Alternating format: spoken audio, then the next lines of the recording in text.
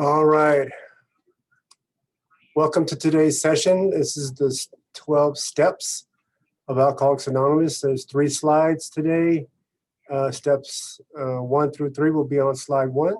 Steps 4 through 9 will be on slide 2. And steps 10 through 12 will be on slide 3.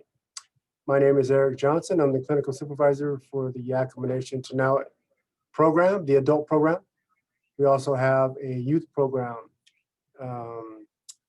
serving individuals from the ages of 12 to 17.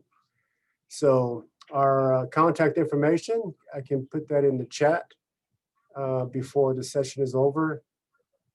Otherwise, I can also speak it to you right now. I'm learning to do Zoom, so bear with me. Our phone number is 509 865-5121 and extension 4455.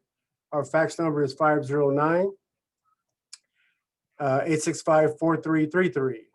My email address is eric_johnson@yakima.com. Yakima spelled Yakama. All right. So here we go with slide or step number 1, which is we admitted we were powerless over alcohol, that our lives have become unmanageable. I know through experience myself, I've been in recovery / sobriety / religion for about 34 years now. I was an alcoholic and a drug addict for about from 14 to 28, about 14 years of my life. And at that time, half of my life. I am now 61 years of age, thank God. I know I only look 60 and a half, but hey, I'm 61.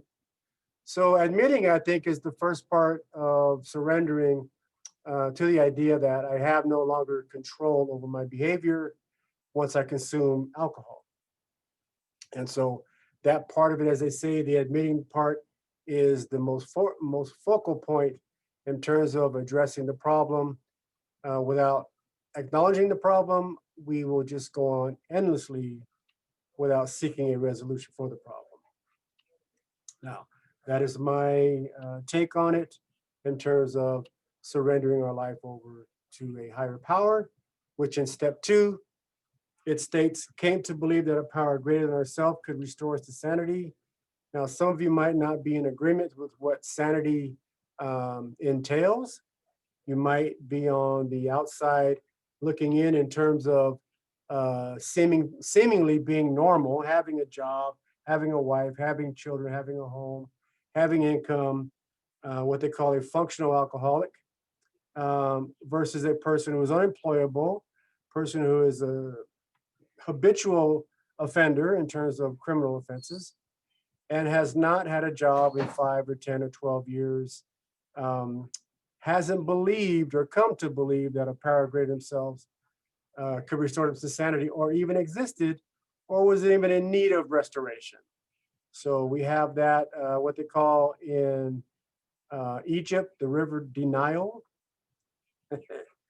Now, that's just a problem that we have to overcome on our own in terms of our experiencing something supernatural or some crisis that could drive us to the point of belief, maybe even someone passing away in our lives. Will draw us closer to the idea or the concept or the belief that there is someone greater than ourselves in the world.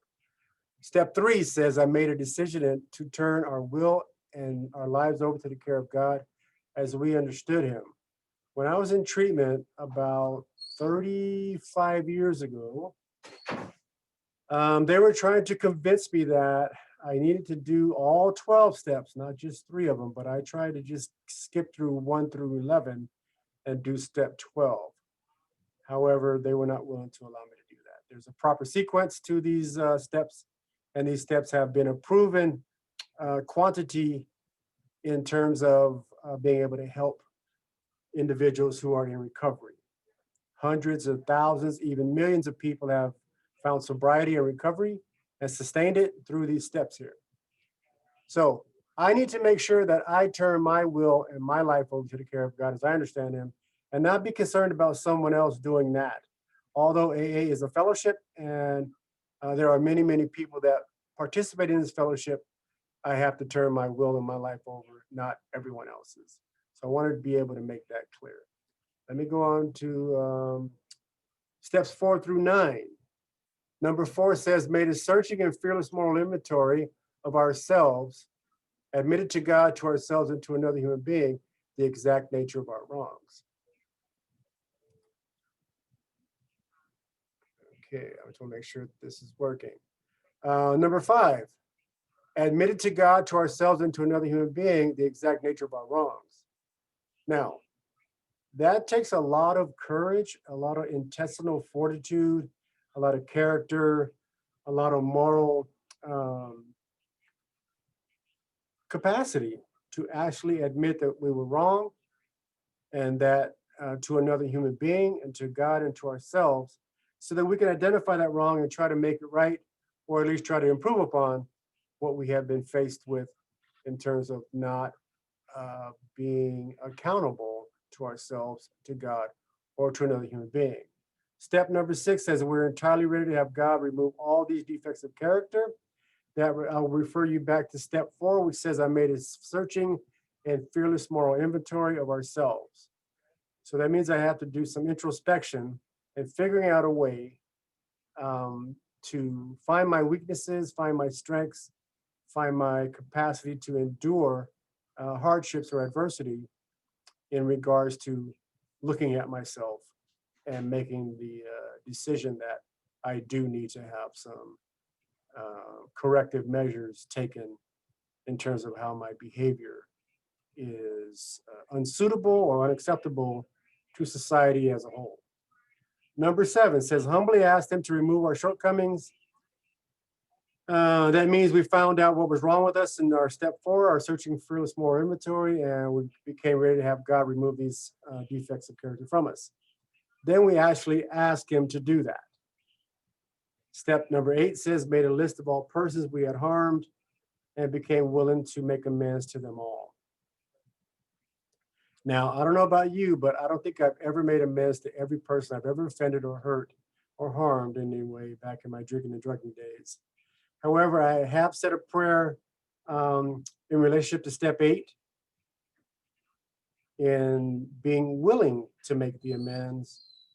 However, the opportunities to make the amends might be scarce, depending on my age and the people that I offended, their age, and whether they're still alive, and that type of thing, are in the area for me to make a public apology or a personal apology.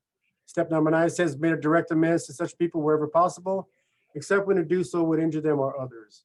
So sometimes leaving well enough alone is enough, and being able to say a prayer and ask for guidance and ask for strength and ask for forgiveness in relationship to some of the people we've injured or harmed. Okay, number 12, or number 12. Step number 10 through 13 on slide 3. Number 10 is continue to take a personal inventory, and when we were promptly wrong, admitted it. Oh my God. Admitted we were wrong, especially if you're a male person. Not sure how females address being wrong or having made a mistake and how they actually deal with this, but I know men will not admit to a lot of problems. If we do admit, we'll do it secretly within our own minds and try to rectify the problem on our own without seeking help. That's pretty much in our DNA, how we're wired. Step number 11 says, sought through prayer and meditation to improve our conscious contact with God as we understood him, praying only for knowledge of his will for us and the power to carry that out. Now, your God and my God and the God of the universe and the God of this world and the God of religion, the God of nature, there's a plurality of gods in this world. My personal God is God, the God of Western civilization, Jehovah God, Jesus Christ, and God the Holy Spirit. That's who I pray to. I want to make sure that I know what his will is so I don't offend him, and I don't make an embarrassment of myself in terms of stating that I have a religious persona or image that bears no recognition or no resemblance to the God that I serve. So I want to walk my talk. walk my walk and talk my talk, so to speak. Okay, last but not least is session 12 or step 12 rather. Having had a spiritual awakening as a result of these steps, we try to carry this message to alcoholics and to practice these principles in all of our affairs. Now, I know putting God first is a very difficult situation to do if you walk in the flesh. If you fulfill the lust of the flesh, you ordinarily or inadvertently decide that you are number one and everybody else is number two.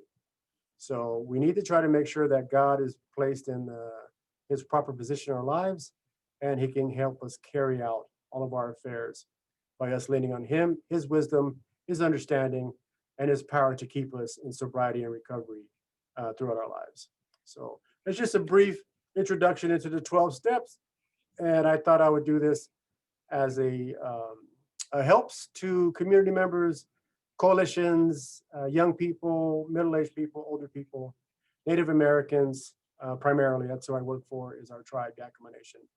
And we only serve Native Americans and Native American descent. So that's who we provide services for. So with that, I'm going to close this session, and then I will see you guys on the other side. Thank you, and have a great day and stay safe.